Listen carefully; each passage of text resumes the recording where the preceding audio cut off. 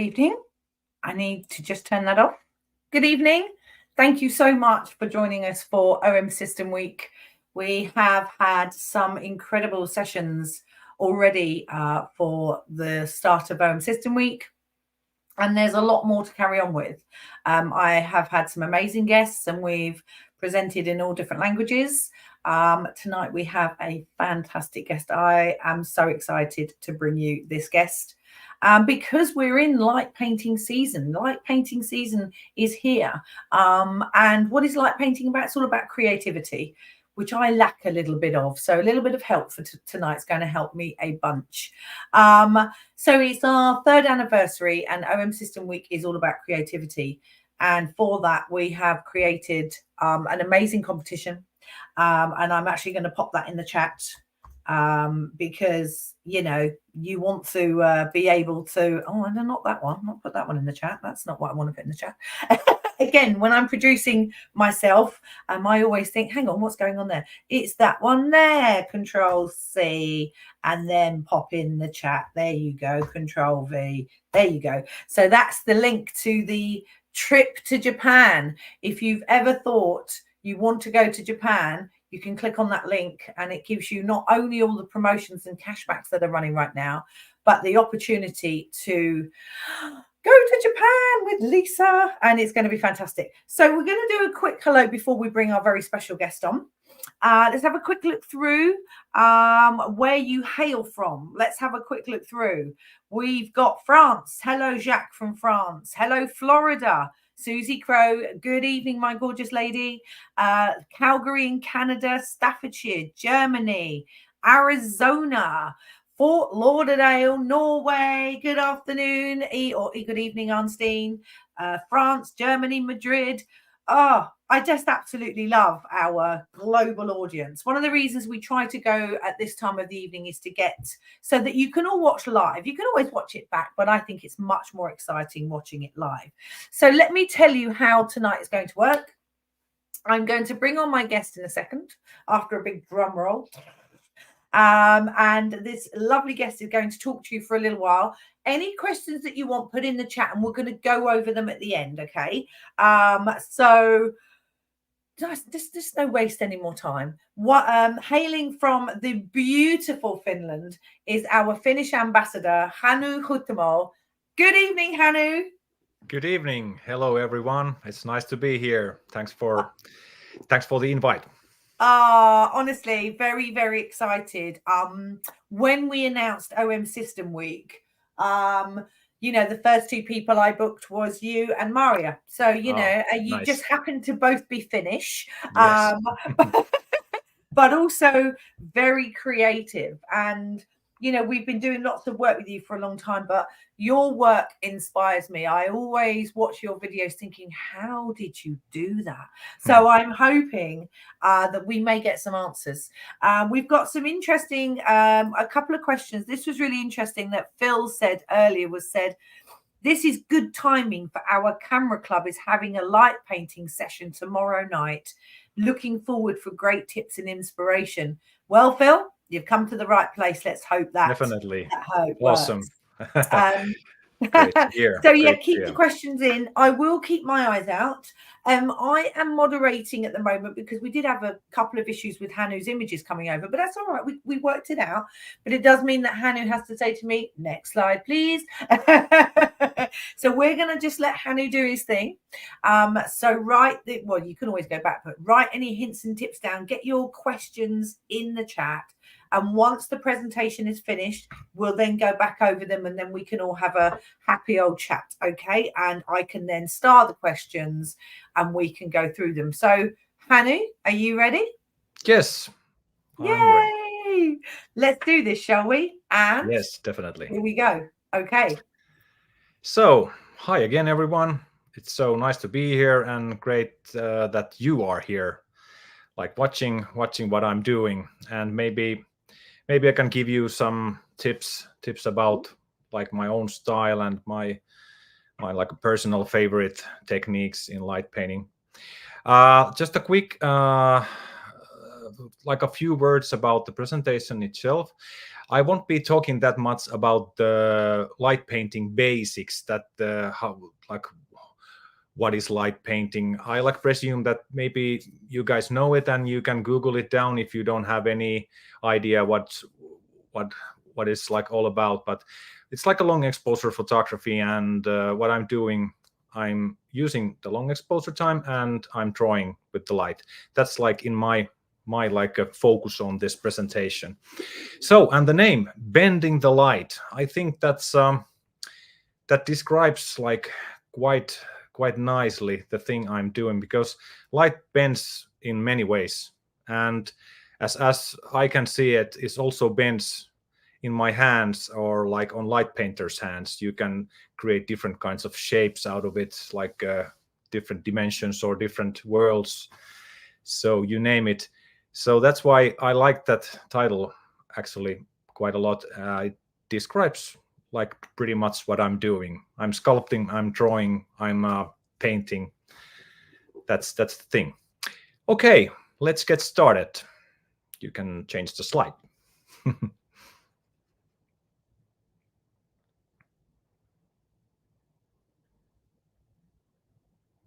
Yeah, just a quick check about my background. So I'm living in Finland, as you notice it, and I started this in 2009 or 2010. I think my first experience as one was on 2009. So I'm doing this. I have done this quite a few years now, and I'm still on that same path, and I'm still as excited as I was then when I started. And like originally, I was a musician, but then I switched into the visual arts, and then I went to a school also, a little about the photography and video stuff and motion graphics and stuff like that. And also I'm OMSYSTEM ambassador, which is a huge honor, because I think our link, like the link between us, is pretty strong, because about the camera, it's so like a natural, like a tool for me. So I couldn't imagine any other brand at this moment and this technique. So that was a really nice thing, and I'm honored to be one of the ambassadors. And here's my sites, if you haven't checked those out, my website, and also I mainly operate in Instagram, so you can check my other images also from there. Though there is also some BDS material, like short videos, that's how I do those light paintings that I do. Yeah, we can go forward. Yeah, so early days. Just one picture that was my first light painting image ever. I think it's in 2009. You can reveal it now, the huge masterpiece. Yeah, there we go. So this is an image that I did that basically I just knew how to put the camera on, and then how to use the bulb mode, and that's it. I didn't know anything else about the camera settings or something like that. I just tried my first images, but I think it came out quite nicely. It's like this abstract light shape, and you can see my shadowy image on the left side of the picture. But that was the first one. And if we move forward, we can see some more material. Yeah, and actually I think I'm most known about the light painted flower type of creature that I do really often, and this is probably one of the very first light flowers ever. And there's lots of snow on there. It's I think this was 2010. Wow. Yeah, we can go forward. Oh, lovely. Yeah, and I think this is one of my most known images, or at least it was back then.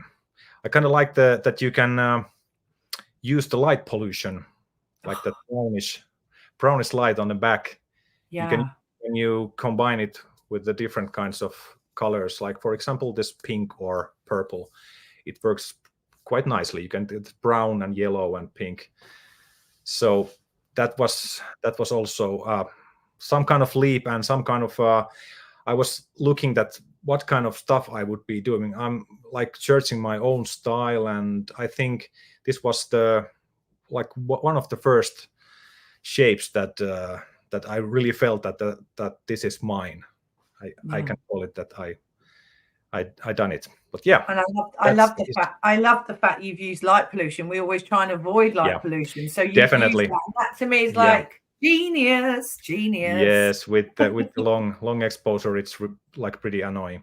I know. But yeah, you can use it like this, for example. Yeah. Next image. Next image, please. Oh, beautiful. And despite that, I usually operate in natural like environments, on forests and like on the lakeside and places like those. But I have a little short background on this like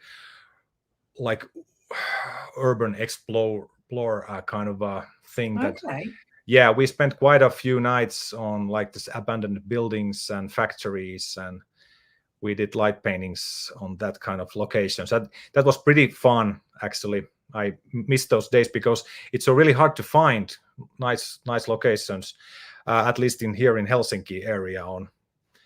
There are that many places anymore. So I just wanted to show this, but this is a little bit different. This, you can see all those broken glass on the floor, and this like rubbish. This like world-ending looking. I love it. I love it. It's like you say, it's almost like a end of the world type scenario, but actually you've added this incredible light painting. Guys, if you have any images, not any images, if you have any questions for Hannu, please put them in the text and we will get back to them at the end. That would be nice. And if you have if you like the images as they come up, put them in, say, I love this image. This image is amazing. But we can, and we'll go back through them at the end. But I love this idea of urban shooting in this way. It's absolutely gorgeous. Love it. That was like a bit different, like a time back then. And I just wanted to show this because then I wanted to create some kind of like light sculptures. And if you look those shapes, it looks a bit like they are like three-dimensional, this kind of like objects. That was at least that was my like intention to do something like that. Yeah, for sure. They totally do. And you're getting a lot of love for that image. Oh, nice. Thank you so much. Cool image. That's like a really like oldie picture, but still like a precious. I love it. I'll move on. Workflow. So, that was my history, and now we can watch more images. They are just like on their way. But I want to talk for a minute about my workflow, because that's the most common question that I get like from people, of course, and I'm really happy to share it because everybody has their own. And for me, I get ideas from like almost anywhere. It can be the nature, of course, that inspires me really much, and books, movies, or musical pieces. I think many artists they have the same kind of like a background on these things, that how they can get this like a creative juices flowing. So, but for me, that's the thing. And usually before I do any photos, I might do some sketching. On a piece of paper, it can be just a pencil or like whatever that I can find. Then I just draw a few lines here and there and try to make something like interesting shapes that I've seen somewhere, maybe on the internet, or while I'm hiking, I'm seeking all those details from the nature, and then I just take a photo of them, or just to try to like memorize, and then I do some sketches of those. And then after that, I'm done with the sketching. I try to figure out that what kind of light tools I want to use. That because each tool and each kind of light object, I think they produce their like a unique texture of light and like trails they're also unique. So there are some differences. It's like selecting a pencil or a brush, basically. Okay. That's the thing. So it's the same thing like in the light painting also. And after that, I've done some experimenting with those light tools. Then I take my first test shots. Then I tried to figure out how to draw those lines. It will take like many hours sometimes if the lines are like really detailed and there's like lots of things going on. And of course it makes it more like a difficult, and it takes some time. But the main thing is that if I have some kind of really like a detailed shape, maybe like animal shape or this flower shape, I try to break it on pieces first. So I might do just one part of the like the shape itself, and when I'm done with that, then I move to the other one, and then like it's like a building up a puzzle, if you can say so. And the final stage is that I try to combine all these elements into one single, like a choreographic movement. So it's like a dancing all the time. So you can do this like a weird looking like a choreographic movements that you try to like memorize all those shapes, that I will get this kind of line when I move like on this direction. So basically that's like the basic foundation of that. And yes, after the combining the parts, I will go to the location, and then I try to figure out that if I find a nice spot and a decent light, so it's dark enough, then I just try to do that shape like on a one take. But usually it will take like many hours. The exposure times are not that long. It can be like maybe a couple of minutes to a half an hour. Well, the half an hour it's not that.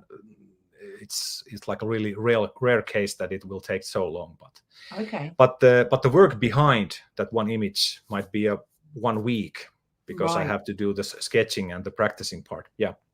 So Yes. the prep takes a lot more than the actual image itself. Definitely. Okay. That's the thing. Okay, we can move forward.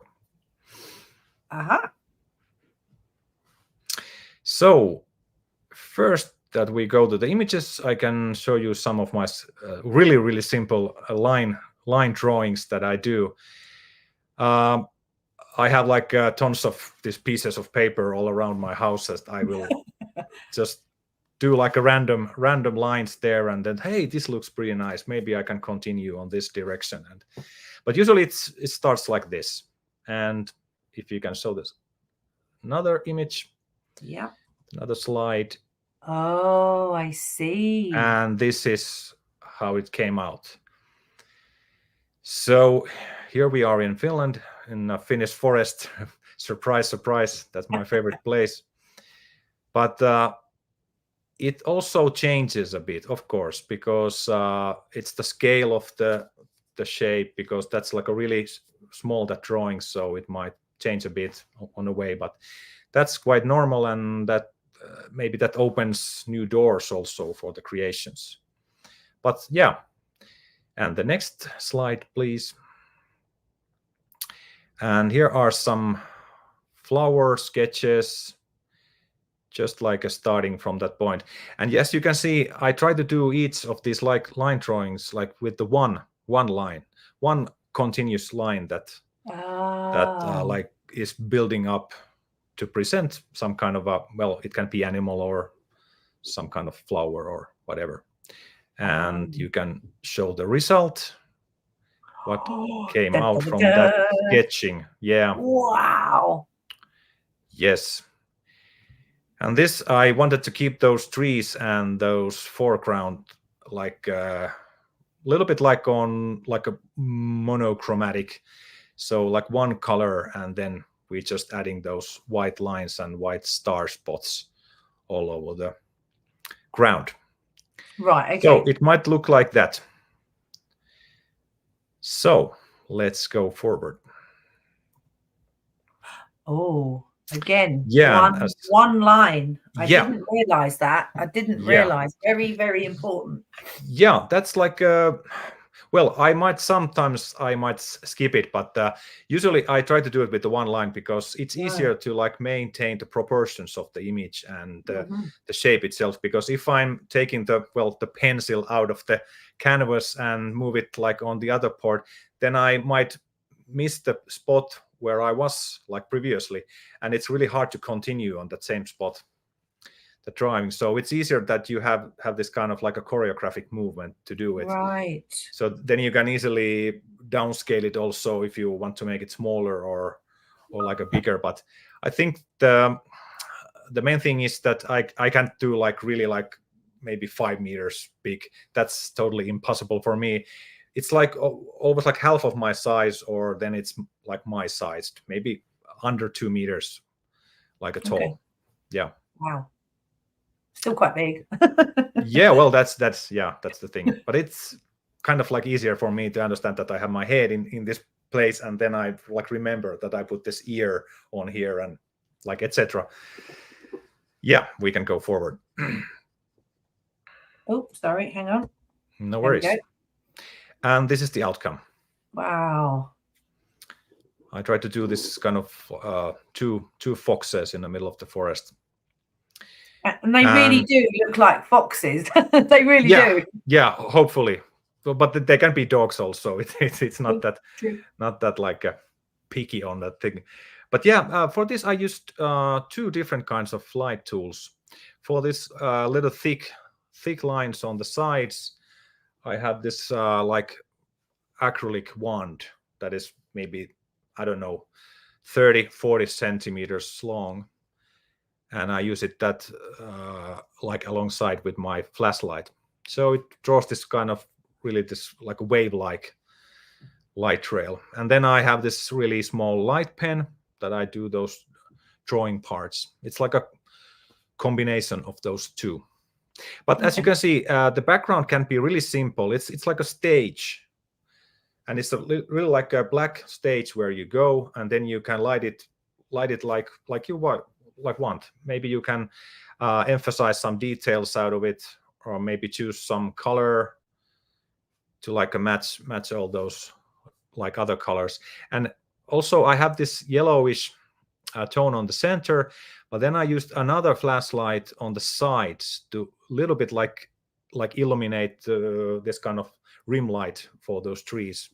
Yeah. So you can see that we are in the middle of the forest. Yeah, I love it. Definitely. Absolutely love it. Yeah. And I'll ask at the end, but it's like we'll work out how you use. We'll get some questions about which lights you use first and which lights you use second at the end. I'm going to write some things down as you're talking, because I'm all like, it's so exciting. I have one slide where I can show you some of my light tools, and I also have on this live situation I can show you some to the camera.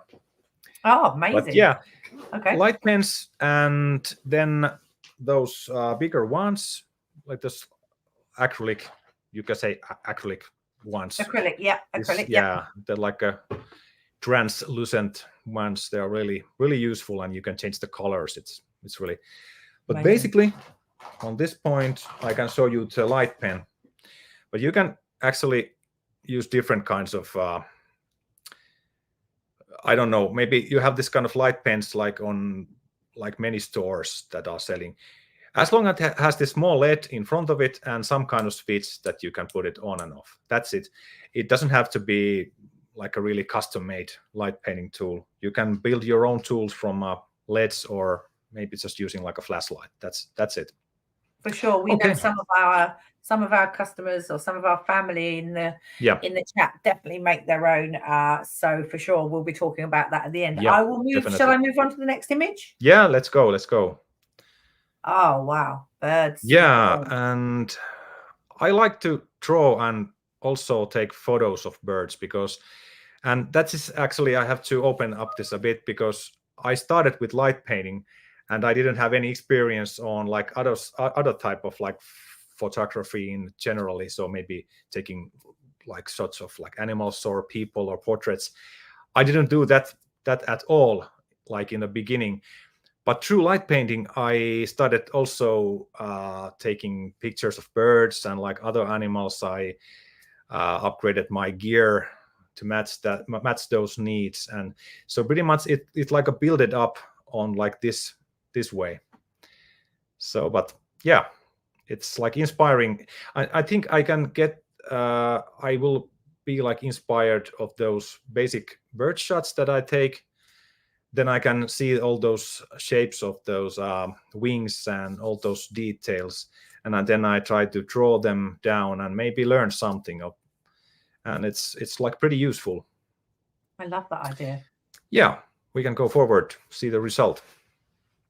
Oh wow! And this came out like this. Absolutely beautiful.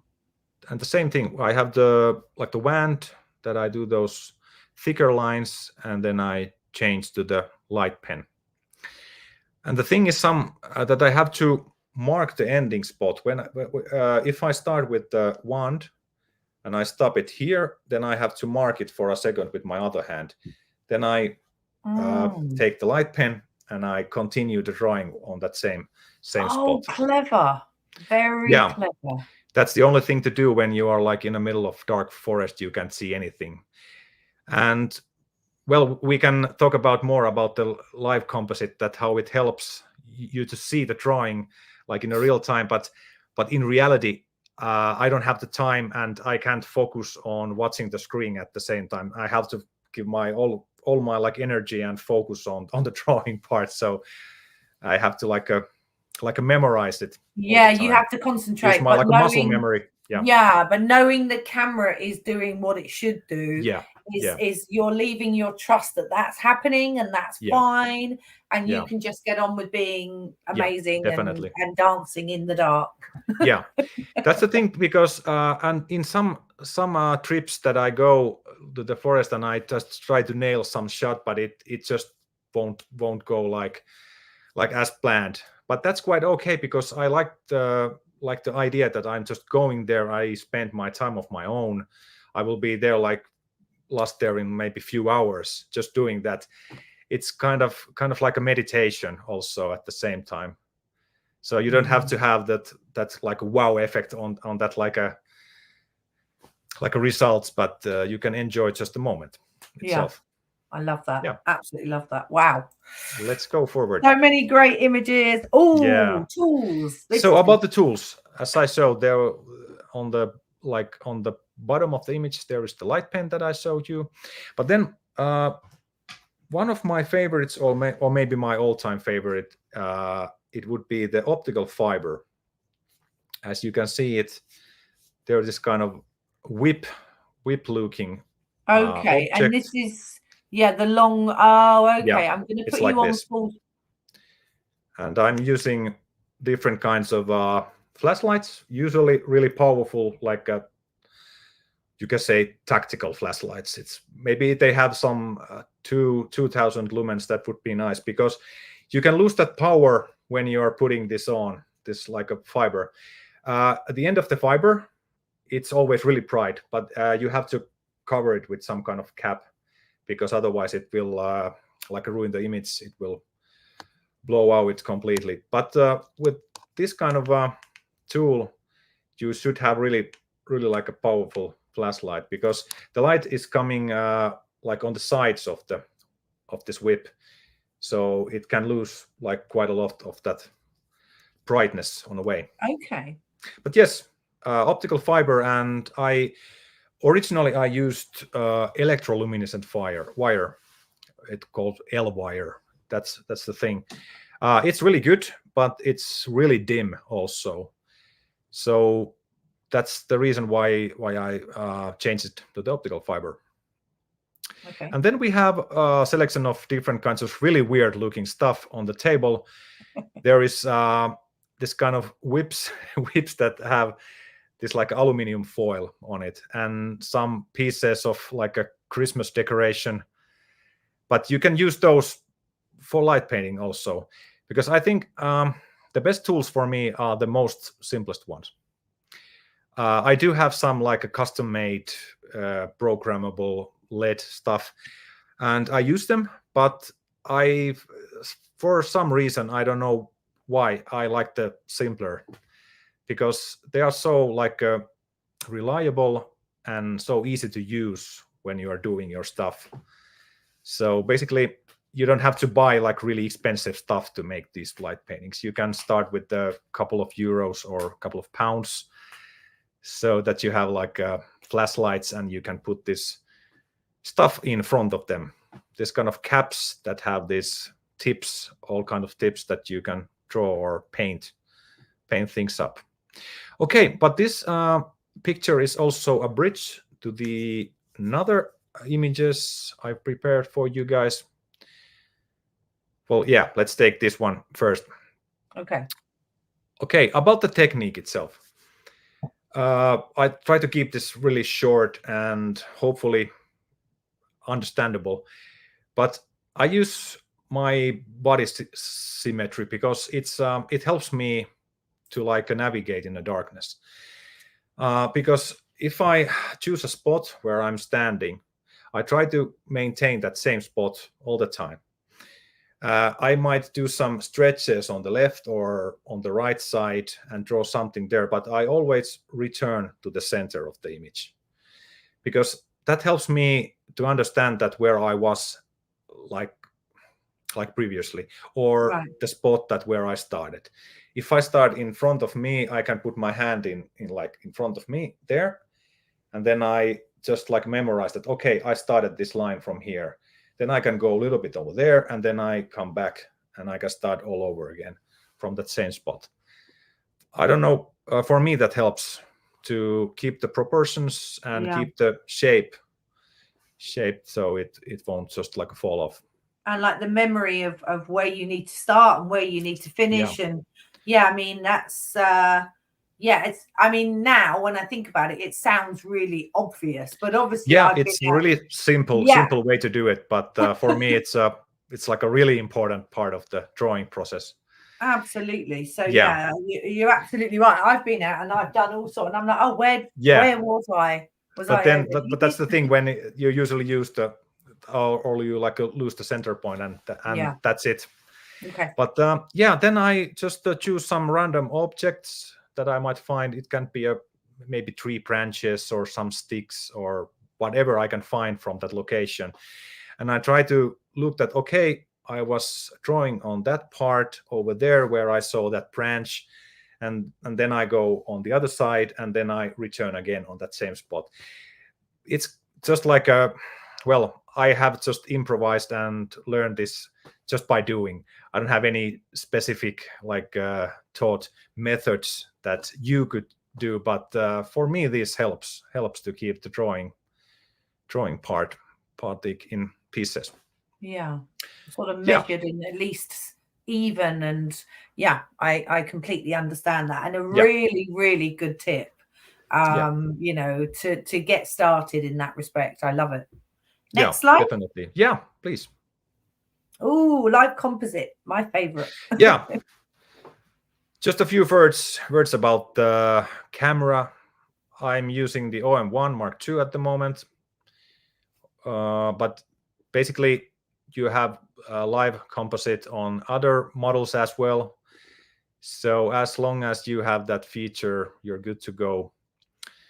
But if I go a little bit backwards on history, when I started, I went through like lots of different brands, and it all came into the same problem, that if I use like a really dim lights, like for example that L-wire or optical fiber, because it's so dim, and if I have like lots of like ambient light like all over me, like on the city or whatever, and I take maybe 50 minutes of exposure, so it becomes a bit tricky to like match those lights with the ambient lights, because and then if you are like in the middle of the darkness, you have to boost like ISOs and stuff like that to like see the foreground and all the surroundings. Right. But the difference, I think the main difference came along with the live composite, because now I can do my drawings like almost anywhere. It can be like in the middle of the city that has lots of ambient lights all over me, or then I can, for example, include beautiful sunsets like with my really dim light tools, that's a really, really good thing, because that's something that I just can't do like with like a different cameras at this moment. So Right. for me, it's a really crucial tool, and it has opened up like new things completely for me. But it's not the thing that you can't do light painting like without it. Of course, you can do it like with your cell phone, but when you're doing it more, you get more like a demanding on image quality, and Right. and if you do like lots of different versions, you have to see it, that what you are doing at the moment. So it helps on that. Maybe the technical side, I just write few lines about it, that it's a bit different, that if you have a long exposure, it doesn't mean that you can maybe take 1 minute exposure and that's it, because the live composite, it splits the long exposure in smaller pieces, if you could say so. Yeah. So you can set it up like on half a second. You can take a half second base exposure time, which is really short time, and then you can take those half a second exposures as long as you want, maybe an hours, if you just have like a fresh like a battery on your camera. Yeah. So yeah, and that is the game changer, because then the overall lighting on the picture won't change. You can maintain the same kind of light like as long as you like, and that's a really, really good thing for me, because I do longer drawings. It helps so much like operating, and you can include that sunset over there, and you don't have to worry about that it will get like overblown. But yes, you can the base exposure can be changed from half a second to 60 seconds, if I remember correctly, but I think that was the maximum time for the base exposure time. Yes. Yeah. And I think that's quite enough for me, at least. I don't need like anything else. That's really, really good, like wide range of possibilities. So, and the light won't increase unless if you put some more light into the image. So if you start like a completely blank screen, and you can keep it going like for an hours, and it won't change. But if you put some more light into the image, it will catch that, and of course it will like show that light source, or that like a lighting situation on the final frame. But yes, it helps quite a lot. Yeah, I mean, and the best part, yeah, and like you say, every time, if a half second, it's basically any extra light that you're adding to that image, it's only recording that extra light. So it's sort of magic, but very simple, because it's just layering on top of the base layer, right? All the whole time. Yeah. And then like if you want to see that how the like the image is like processing, and how you're doing your light drawings over there, you can check the screen. That's a really good option, because it's like almost in, so if you are drawing a line, you can see it almost like in real time. It's just this like a half a second like a delay on it, so it's basically like on real time. And that is really useful to see it, that okay, I'm going like this direction, or to see that, oh hey, that part I don't like it, maybe I take another shot. So you don't have to shoot like hours, and then okay, let's see the images. Oh my god, they look awful. So it's pretty useful for that. But okay, but that's the technical side. I mean, it is one of those things with like live composite. It sounds much more complicated than it is, but it's a 2-press. First shutter, get your base exposure. Second shutter, start your painting, shut the thing off when you're done. So I made it sound much easier than it is, but technically that bit's quite easy, isn't it? Yeah, you just put the camera like on the B mode, on the mode dial, and then you can choose the base exposure time by pressing the menu button. It will give you the range from half a second to 60 seconds, and you just choose like what you want. It depends, of course, on the situation that where you are. If you are like in a middle of darkness, then it doesn't matter that much.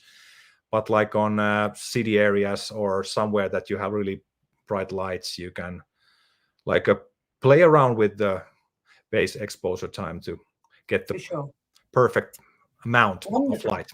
Yeah. Shall I get on to the next slide? Yes, please. That would be nice. Oh, wow. Okay, so about the themes a bit, like I mentioned, I've been drawing those flowers like quite a few years, and it has become like a, what could I say? It sounds weird, but like a part of me that is always like changing a bit, like developing on some kind of directions. And it's also a little bit changing, like along with the locations as well. So I might add something special on each like location if I or see something that like inspires me. But yeah, let's go to the images. So this one you already saw. This is like the simplest way for me to draw a flower, just like line drawings. And let's go forward. We have time. Wow. Yeah. That's beautiful. It takes a while to get the better resolution. Now it's better. So this one is shot in Namibia in Africa. I was there. I think it was like Olympus times back then. But that was like maybe a week-long trip to Namibia. We did several shots there. And this one, I wanted to capture those star trails because they look a little bit like rain. Yeah. And as you may know, like deserts are really like a dry places, and there are not that much like flowers or stuff like that. So I thought that I can do some light flowers there, and the rain will fall on them. So maybe they will bloom then. That kind of like idea I had with this one, and then including those crazy looking dry like tree branches. They look amazing. It's just stunning, absolutely stunning. Yeah, that's a quite nice location and nice trip. Yeah, let's go forward. And this one you already saw. We can go forward. This is in Finland. Oh, wow. And then, of course, in Finland, we have lots of snow from time to time. And I think that's something that I would like to combine more to my images. I did that like in the very early days when I started. I used to have lots of snowy kind of like environments in my photos. But this one, I think this is a couple of years old now. But I really like how the snow itself, it reflects the light. And it gives you this like a special texture on the ground when you can see those little bumps over there and those kind of wrinkles in the snow. It just looks amazing, and it's really like a unique time of the year to make like light paintings.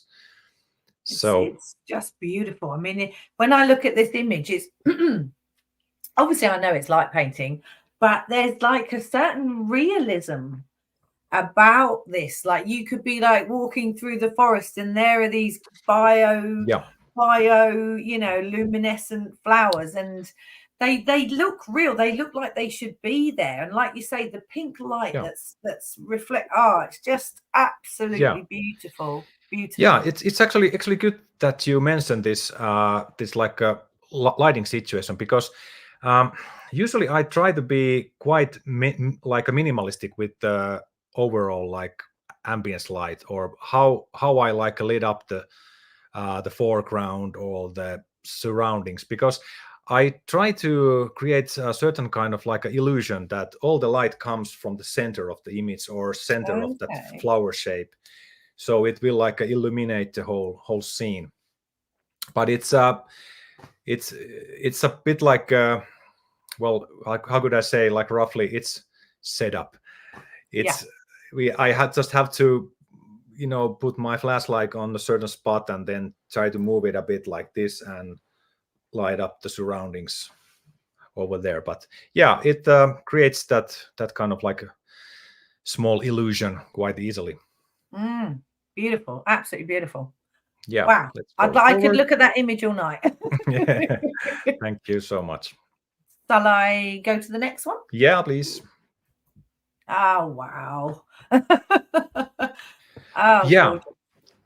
And this is this has the same thing like with the foreground and the surroundings. This is done with the optic fiber also, and it looks like really bright, but it's not that bright like in reality. So this is like this old kind of fortress that we have in Helsinki. It's called Suomenlinna Fortress. It's this like island, like really nearby the Helsinki, and they have this really old looking. Well, they are really old. This kind of fortress places that you have old stones over, like all over the place, and so I had to paint the surroundings with the red light to make it look like that this being in the center of the image will like illuminate the whole place. So that's about it, how it's done. I use this fiber, and then I have also this kind of plexiglass that is like round shaped, that I do those like middle parts that has those kind of gaps between the light trails. It's kind of like an abstract. And this photo was like custom made for a band called Rinne Radio, which is a Finnish like ambient jazz band, and they needed like an album cover, and the record is called Balladium. So I was trying to figure out that, okay, maybe something like Balladium, so it has to have some kind of tender, maybe this red light and this kind of, well, heart-shaped, this round shapes here and there, but something dark also would be. So I came up with this one. You're absolutely right. And doing it in an old building, you get different textures, don't you? To just Definitely. I think the ground looks really good because it has this old stones and some mold on it, and and so it like really makes it look like a really nice. Yeah, we have a railway tunnel, like a foot tunnel. Not those are really good places also. Yeah, and it is quite dark, but it's enough, right? And you could say the light would illuminate the tunnel. And I keep saying to my sort of friends and family who also own OM, we must do some light painting in that tunnel. You know, down to me, I need to sort it out. But whenever I look and get inspired, I think of all the fantastic places that you could do them, right? Definitely making it a beautiful, beautiful sort of added extra. Yeah, that's the thing. Yeah, we can go forward. Oh, hang on, let me. There's so many. Oh, sorry, I went. There we go. Like images. No worries.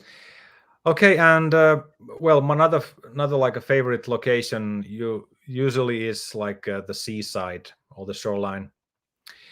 For this one, I try to capture some waves also, but it's also, well, if you are doing like longer exposure time, it's usually a bit difficult. You have to have maybe strobes on it or something to freeze that wave like a shape, but it doesn't matter. Actually, I think it looks quite like a painting, all those waves going to the shoreline. So it came out pretty nicely. And you can see those wet rocks. It will like reflect the light quite nicely too. So these are this kind of like elements that I try to use whenever I can, so that the light like reacts with the foreground, or there can be like many other kind of like objects that it will reflect the light. So that usually works quite nicely. You're getting a lot of love. John says this work is inspirational. Lots of amazing comments. Thank you so much. Coming through, which I'm obviously very pleased to be sort of seeing in the side there. This is just, it's almost like a Viking ship. This reminds me of I know it's not, it's one of your flowers, but there has that slight. Yeah, but it can be a ship. It can be like almost anything that you can like it's imagine. It's absolutely beautiful, honestly. Absolutely stunning. Thank you. Next image. Let's go. Yes, next image, please. Wow. And here well, I continued a bit of the same theme. I have these like a huge rocks, but now I tried to draw something on the rocks also. So it has this kind of roots like a building up, like on top of the rock, and it gives this nice looking glow, this like a purple pinkish glow to it. And the background I try to keep as minimal as possible, because there are so many details on those drawings itself that it doesn't need anything else, at least on my opinion. So something really simple. But yeah, same kind of idea. Beautiful. And I like that. I love that explanation where those trails are, like you say, roots, you know, rather than just putting a flower on top of a rock where it wouldn't grow in nature per se, but having a story and narrative to explain the swirls and that. Yeah. And obviously, again, it gives you that extra light off of that base, doesn't it? Yes. So, and just like a little bit getting on those shapes of those rocks to get like illuminated a bit, that because in my opinion they look quite interesting, all those for sure, yeah, gaps and everything. Yeah. Next image. So many beautiful images. Time flies. Oh, animal figures. Okay. Yeah, we can go directly to the photos. Yes, along those flowers and those floral plants, or what you can call it, like alien blooms or whatever. I also like to draw animal figures, but really like a minimalistic ways. And this one is actually on the same trip to Africa, on the Namib Desert. And this one is done also with the one-line technique. And I have this really old flashlight that has this light bulb on it. And I wanted to use that because I didn't actually have a yellowish filter at that time. And all those LED lights, they didn't work that well. So I planned to use that old light. It came up quite nicely. You can see the thicker tail part. It will come from the side of the image. It works quite okay with the rest of the like the animal. I try to make some kind of like what can I call, maybe not female lion or something. Yeah, it's like because I also got inspired about like cave paintings that how they like represent at that time. You can see that how people lived there, what kind of animals there were. So these are like light cave paintings, if you could say totally so. Are. Yeah, totally something like that. I would expect this in a cave, right? If you were looking back, this is the simplicity of that is very similar, right? You know the shape, you recognize the shape, you know exactly what it is. I love it. Beautiful. Beautiful. Great, thanks. Okay, forward please. Wow. And also on that same trip there was this like oryxes. They are this kind of long-horned, like really tough animals that are, you know, just like adapted to survive on those kind of situations that you don't have basically like water like at all. It's really hard to find there, and they were really inspiring looking animals, and I wanted to do like my like a version of those. And here we have the same kind of situation. I also put that little bit wider light trails on the sides, and then I continue drawing those more detailed part with the pen tool. So it's a combination of actually maybe 3 lights, because then I also lit up the ground to make it like a glow a bit. Really simple background. Again, I wanted just to show the mountains like this kind of like a silhouette type of shapes on the background, and some clouds on the sky. And that's it. Really simple setup, but I think it came out pretty nicely. Colors are lovely. I think you've chosen a really nice color as well there to complement the sky. Yeah, yeah, for sure. Yeah, that was one of my intentions. Yeah, let's go forward. And from the same trip, also some lions. There's this has something like a similar with the cave painting team that I was like after that. This one line comes from this side of the image, and it does a couple of swirls, and then it builds up into a lion and another lion, and then it goes away, just like a moment in time. Just for a second, they will like represent some like animals, and then the light trail goes away and continues its travel. Really lovely, really lovely. Yeah, next image. Oh, this is your classic. And now, yes, this is the swan image.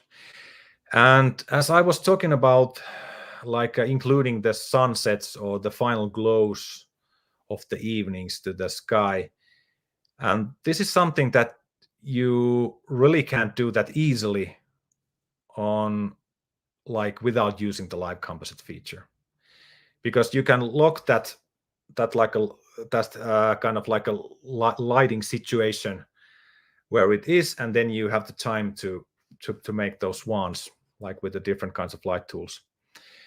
And it has this like a dreamy light, a little bit dark, nice orange, red, yellowish glow on the sky, and then you can add some bluish tones in the middle of the picture.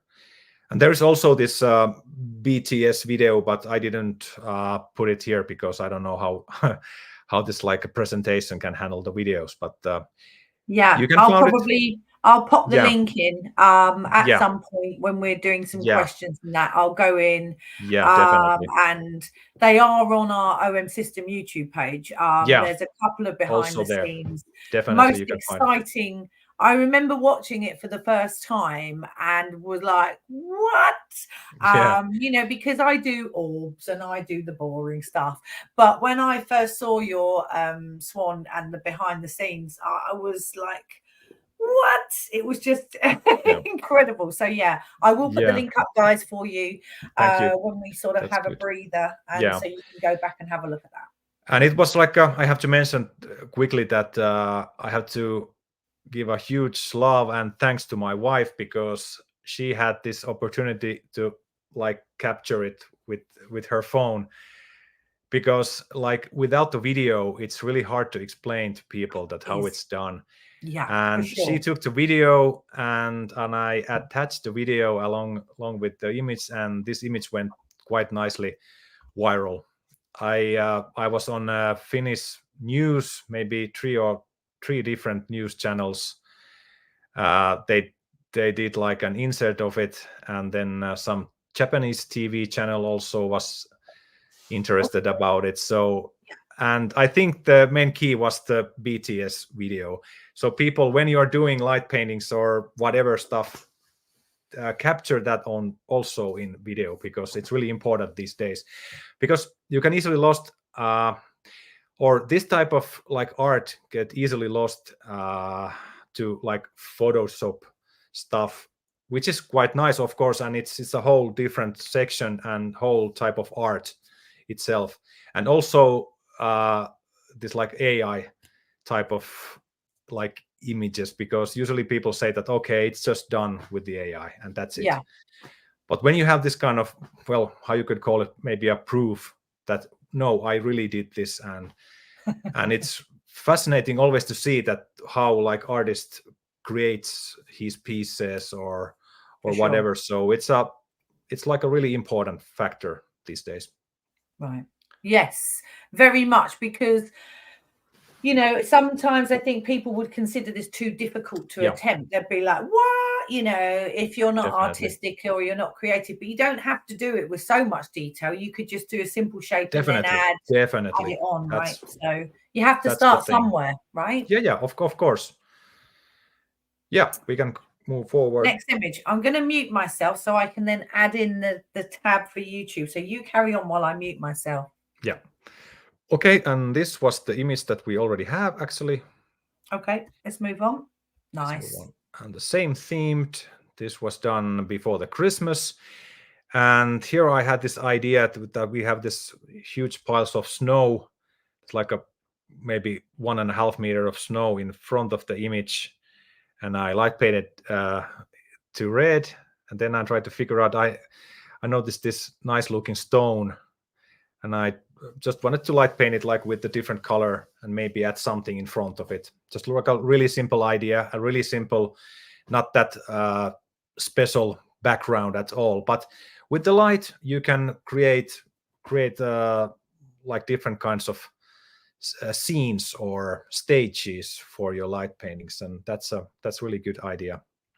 So you don't have to be like in a Norway or some kind of like really epic locations all the time. You just can go like your nearby forest or maybe on your own backyard. But it's like a matter how you will light paint the scene into the image. I think that's more important. Okay. Forward. I popped the link to that viral video in the comments, so people can cut and paste that or click on the link after the show. Not now, but after the show. Yeah, thank you. All right, let's go. And here is another example of a really basic forest scene that we have lots of here in Finland, and especially in Helsinki. We do have quite a nice parks and nice forests here nearby the city centrum also. But the thing is that, like I mentioned, I wanted to paint the ground with this purple pinkish color, and then use this kind of green or turquoise light for the trees. So it gives you this kind of nice looking contrast between those two colors. And then this tree stump, like almost in the middle of the picture, just wanted to make something, and just maybe birds sitting there and like another one is flying. Really simple stuff, but I think it came quite nicely. So this type of stuff I do quite often actually, because it's quite well, not helpful, but so easy to go on those kind of places. You can be there all by your own, and you don't have to worry about that. This is like a really famous place that people are, going back and forth all the time. So you just build your own like a scene. Yeah, let's go forward. What we have next? Oh, more birds. I included lots of bird images because I didn't know what to show you guys, but muted, hang on. But birds are quite small, so they're actually sort of could be quite easy to start off with, right? Yeah, these are like maybe 30 centimeters long. And I have this light tool that has like different kinds of colors, like RGB LEDs, and I just try to play around with those, and it came really simple picture. I wasn't like in a fever. I had 39 degrees of fever then, but I wanted to go out to do something because I was like really bored at home. But it wasn't that good idea. But but just to catch some fresh air and do something. Yeah. Okay, we can go forward. They work really well. They're beautiful. Yeah, thanks. And also with the stars in the sky. But as you can see, it's well, it's like another topic itself, but the light painting requires certain amount of time to make something, maybe with those birds or flowers in my case. So basically, if you're shooting like astrophotography, you have maybe basically 25 to 30 seconds, and after that the star trails will like show in a picture. But that can be used as an like effect also. So you don't have to have like a really sharp spot stars. You can like play around with it. So this is just my interpretation of that. Yeah, sure. We can go forward. And some bears. Yes. Simple bear like a couple. But recognizable straight away. Bears. Yeah. That's good to hear, because they were really hard to make. How could I say, like a simple enough that so that they can be drawn and somebody could like understand that, okay, there are Right. bears. And the name of the picture is Bear With Me. Oh, I love that. Nice wordplay. I love it. And straight away I knew they were bears. Very good. simple, but very Good. striking. Yeah, for sure. Yeah. Okay, thanks. Yeah. Oh, Then let's take this part quickly. Also, I got inspired about the deep sea creatures because I watched some kind of documentary about all this kind of like a deep sea fishes and like medusas and because they have this like ability to produce bioluminescence.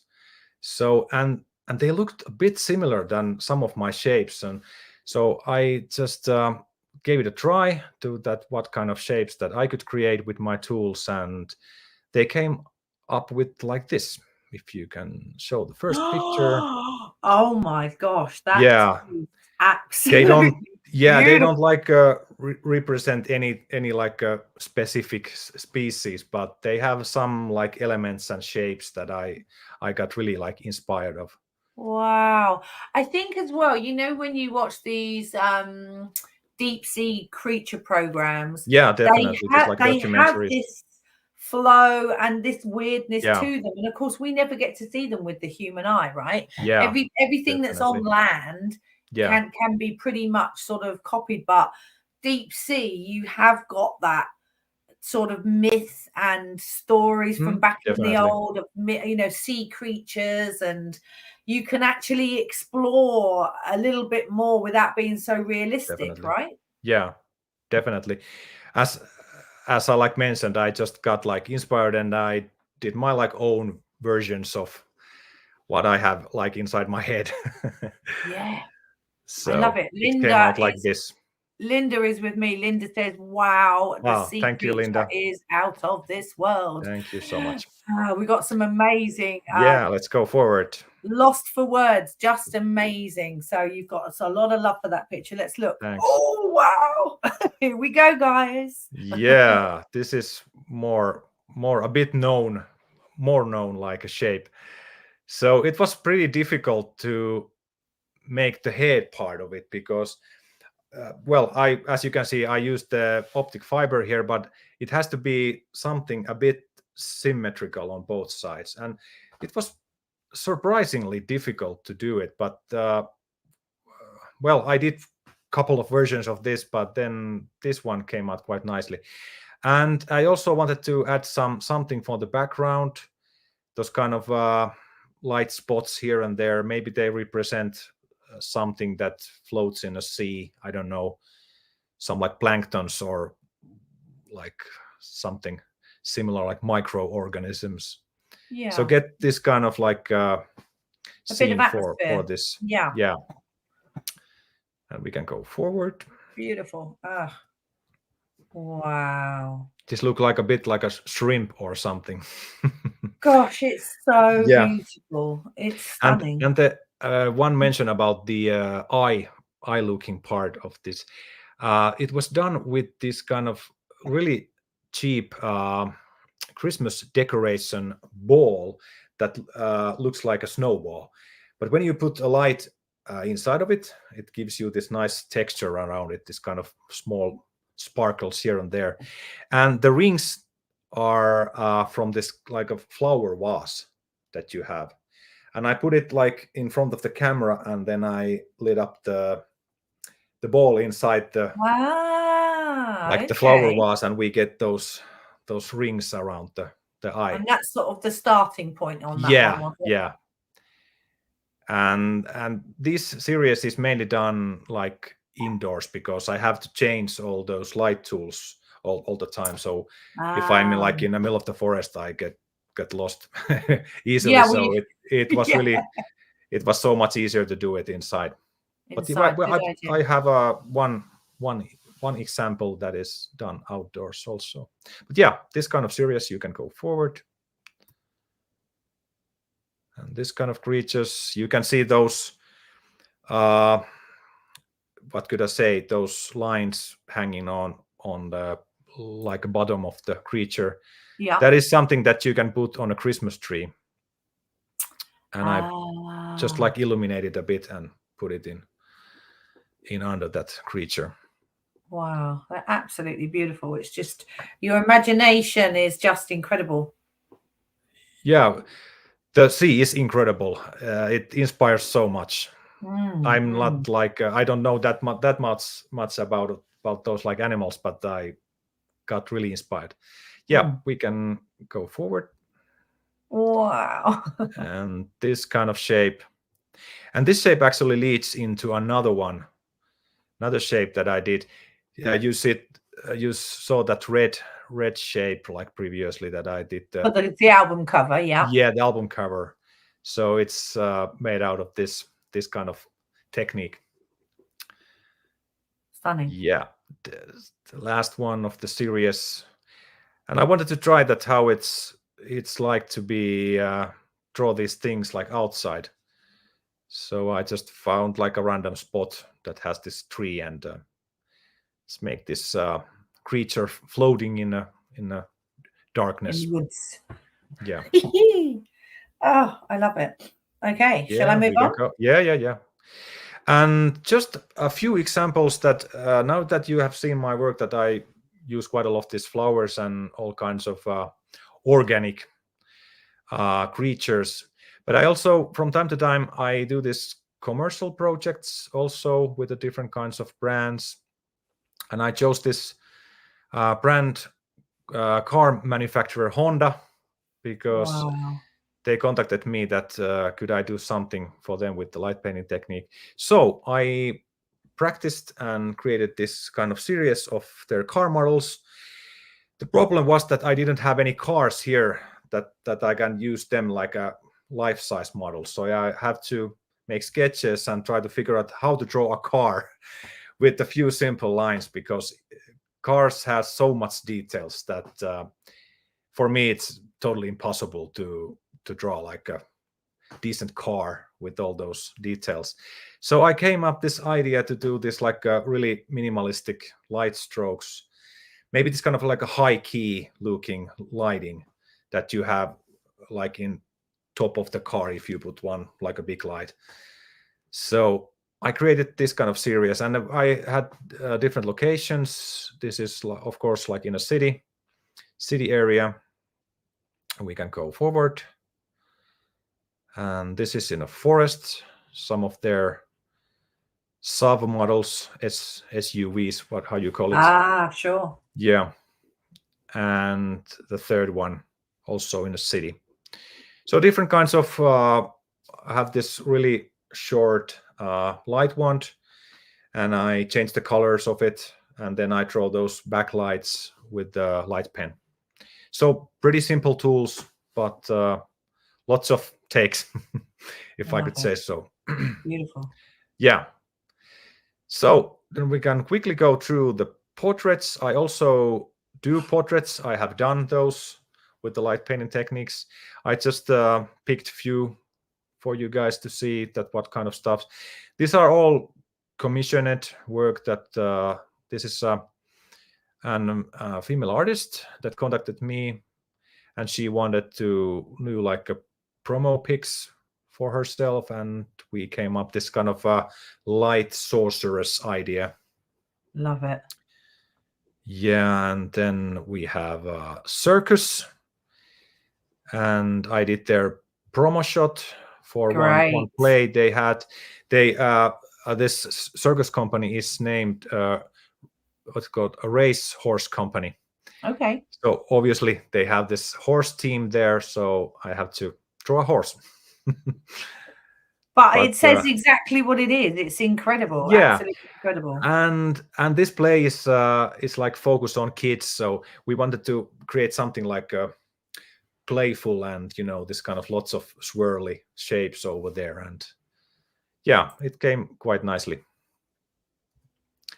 And the last one, this is also an album cover for composer and bass player Kalle Ylitalo. He's a Finnish musician, artist, and also a dancer. Really talented guy. And he has this album themed called Expansion. So I just had this kind of expansion in my head that you can expand your mind. So maybe it's this kind of like organism that it's not an alien, but something that comes out of your thoughts, maybe. Yeah, exactly. Something out of your mind. The Yeah. creativity. I love that. Yeah. And the last one, this is like some guy contacted me that he's really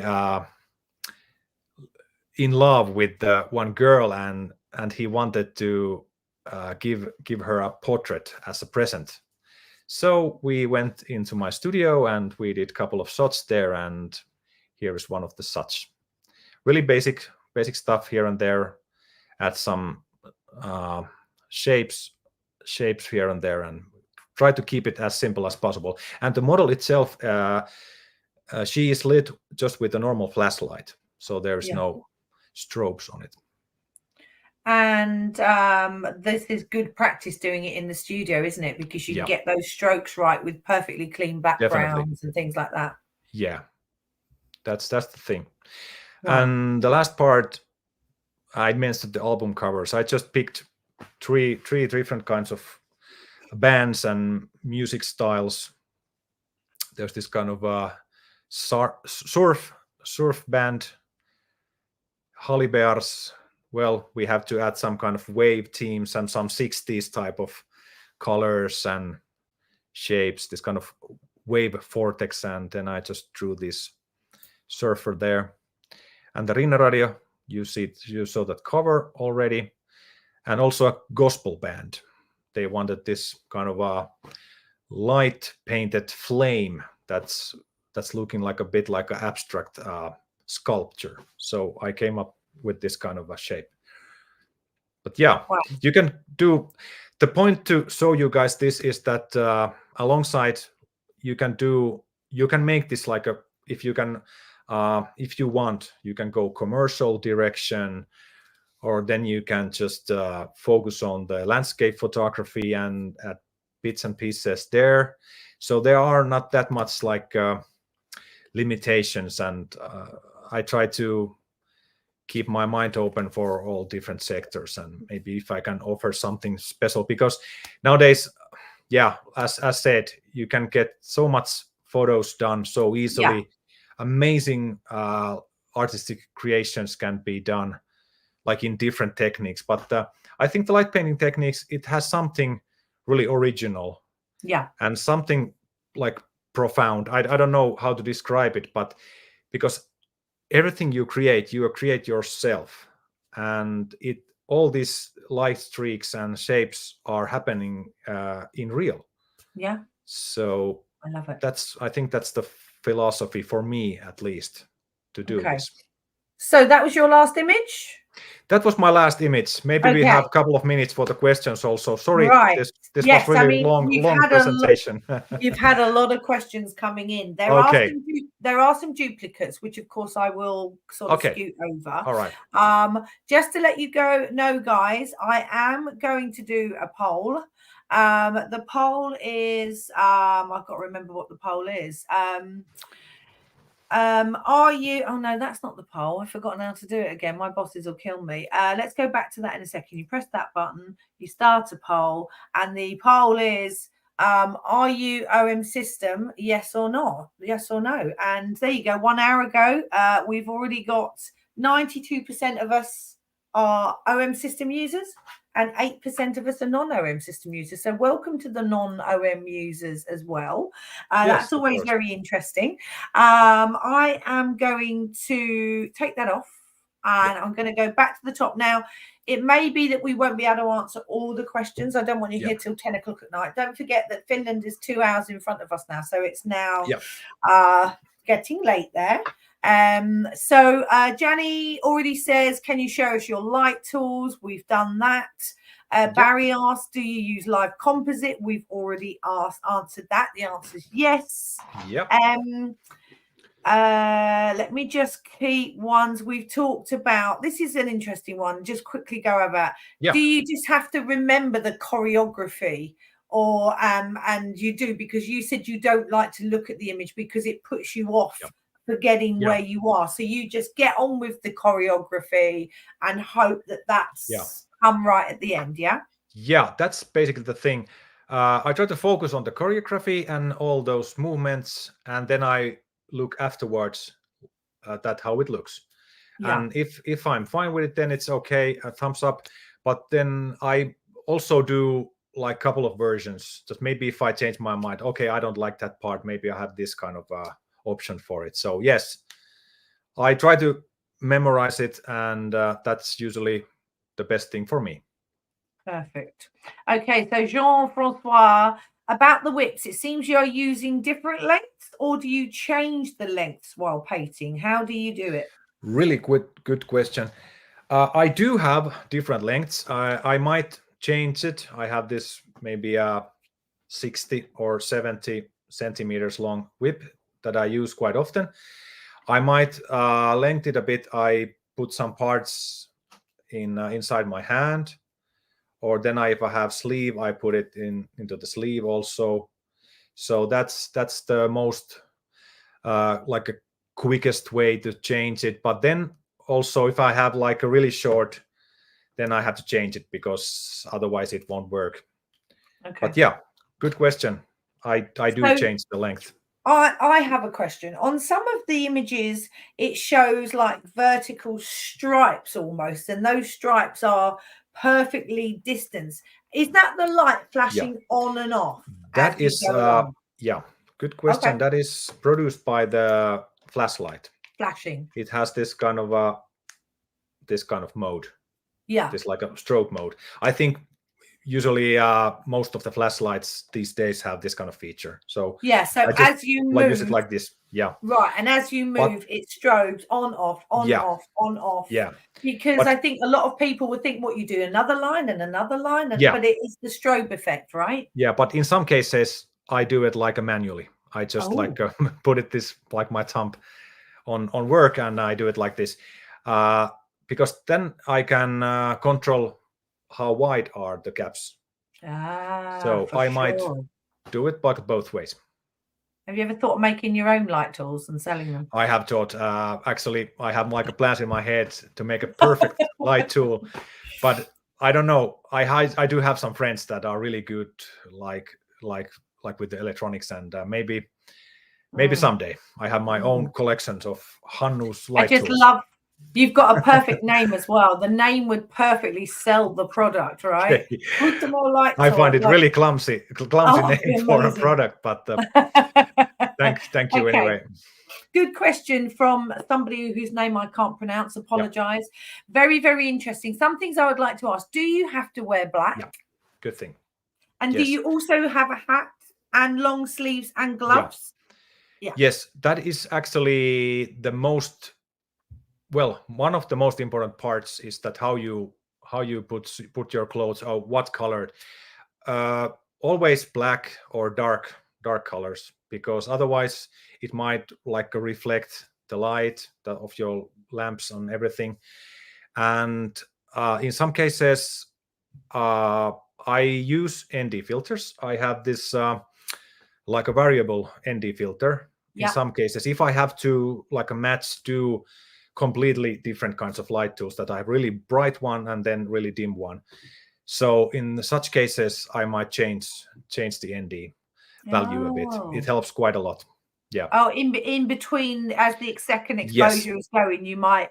I might change it like during the exposure. Yeah. So that the exposure is much more even at the end. Yeah. Yes. Oh, of course. Yeah, because you don't want really bright bits and really dull bits. Because if you have like ISO 400 or maybe ISO 800, and then you have like a really bright flashlight and you put it on, it will flash the whole screen in like a really like a worst case scenario. So I have to like balance those in some cases. And also the colors, if you have really bright light pen, the colors won't show, because it's just like a burns out, because it's just too bright. As I said, we have lots of questions, but I'm not. I won't be able to go through all of them, just because. But we will go back in. Kitty, you may have missed it, but we spoke about the fact that Hannu basically stays in your own space generally when you're trying to draw one image, right? Because if you're not taking the pen away, you want it to be within your space. Yeah.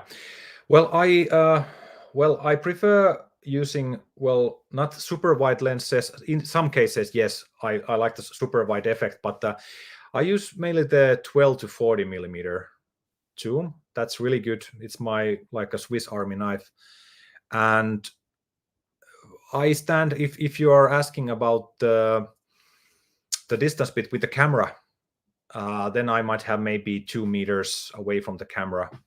But it depends on the situation. That if I don't have any place for the tripod, I have to put it a little bit further away. If I'm like standing on a water, for example, or there are some really like a bumpy foreground, so then it might change. But usually the 2 meters, like on like every like direction. That's the good to know. average. So I did for those who haven't just joined, I did put in Hannu's details so that you can have a look at one of those behind the shot videos. So you can go and see Hannu creating that image and his wife filming it. So it does make a massive difference. Claire Williams has asked a good question. Are you standing in the water for the swan image? Yeah, that's a good question. And yes, I was standing. It was, for me, it was easy because it wasn't that deep. It was a really nice beach. It has some rocks, of course, and there was this small fishes that were like eating my toes at the same time.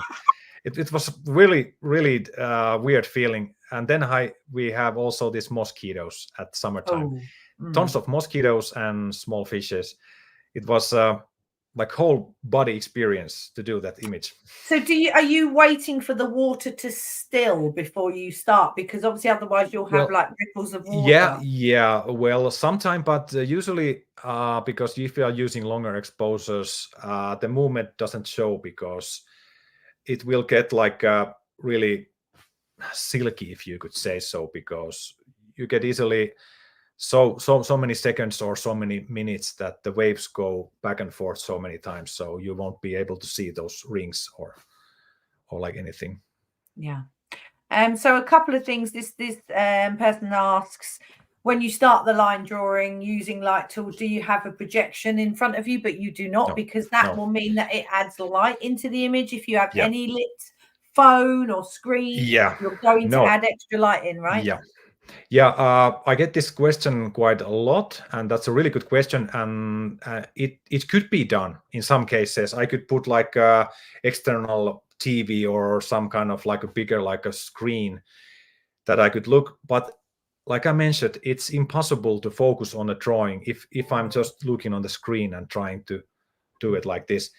It just doesn't work. At least for me, it doesn't work. I might lose some key points, and then the whole drawing gets messed up. So I don't use it. Wow. Okay, so guys, I've just put the link in again for all the promotions. We are going to talk a little bit about kit before we let Hannu go, and I will go back in and answer some of the comments and so Hannu at a later date. But obviously I do need to put that in there. Make sure you enter the trip to win the Japan. Jeannie says, how long does it take you to create these images? Well, the actual build-up is much longer than the image itself, isn't it? Yeah. So if I have to do a completely new shape for me that I haven't done before, it usually takes at least 1 week preparation just to make the sketches and trying to learn the movements with the light tools, selecting the right kind of light tools to like produce the texture of light as I want it. But then making the picture itself, it doesn't take that long. It might be just a few minutes. Of course, I do like several versions of it, and the whole session might last a few hours. But usually one image takes from 2 minutes to maybe 15 minutes. Okay. That's like the average. In some cases, a bit longer, but usually like that. So let's talk settings. What sort of aperture do you use when you're using for light painting? Well, I change it, of course, depending again on the situation and depending on light tools that I've used.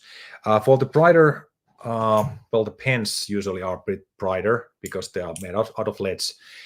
I might put 5.6 and to maybe 8 f value, and then for the light whip or this optic fiber, I prefer maybe in some cases 2.8, so maybe whole wide open, or maybe 4 f4. That's the average range that I'm working with. Have you a particular? I know obviously you said you use the OM1, but you can use live composite on OM5, EM5, EM1. Do you have a particular lens where you're like, this is the lens that I use most of the time, or do you vary it again? Well, yeah, as I mentioned, the 12 to 40 millimeters would be Great kit my lens. go-to Brilliant lens. lens. Yeah, Brilliant that's usually lens. what I use.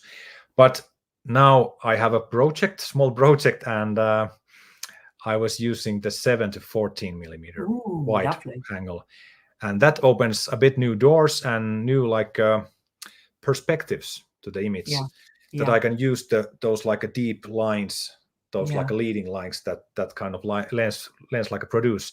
So that is something that I might have to think about, have to play with. Yeah, and Wow. I also love that. And also if I want to combine some like astro stuff, maybe the stars or Milky Way, then definitely the wider lens the better. Wonderful. Obviously we are running out of time. If you are out there and you're still with us, just give Hannu a massive lot of love in the chat, please, because if you haven't been inspired by this session, well, I don't know what will inspire you, because this has just been absolutely incredible. You know, we have got an absolute professional here and showing those just amazing images. Go back and watch it again and learn some tips. As Marsha says, hit the like button, please, because it's just absolutely fabulous. I honestly, can't wait to get out and do some light painting, and just to sit down and actually do some sketching for me, because I think I'm absolutely one of those people, I'm sure, in this, where I think, just going to go out and just start shaking it all around. Actually, just have a little bit of prep, like you would if you were going out and doing some landscape photography. You prep it first. You've got some amazing comments coming in saying thank you, brilliant session, amazing inspiration, amazing work, and we do appreciate it, all of you. Thank you for taking part in the poll. Thank you, Hannu, for staying up late and joining us. We've been absolutely amazed by your work. And if you want to follow Hannu, he's on Instagram. If you want to enter the competition, do all that. If you want to buy cameras with cashback, do that. So I've done all my bit. Hannu, thank you again, and have a wonderful rest of OMSYSTEM. Thanks for having me. Yeah, honestly, you've been amazing. I'll catch up with you in the next day or so, but appreciate you coming on. And to everybody else, see you again soon. Take care, everyone. Take care. Bye-bye. Thank you. See you soon.